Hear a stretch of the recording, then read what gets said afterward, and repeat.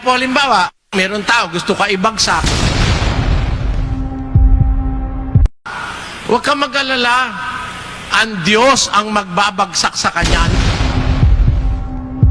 Huwag kang mag-iisip na gumanti.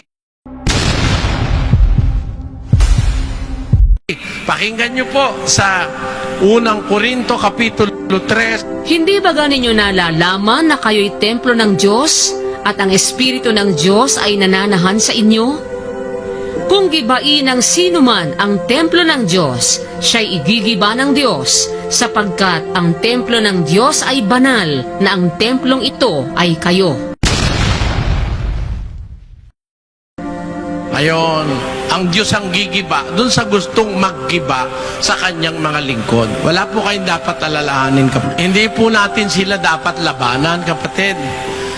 God will do the battle for us. Ang sabi po ng Diyos, I will be the enemy of your enemies. Ang sabi niya, magiging kaaway ako ng iyong mga kaaway at kagalit ako ng iyong mga kagalit. Basahin natin sa Exodo.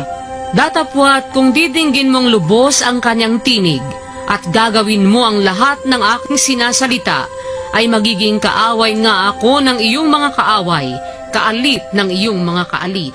Tenyo?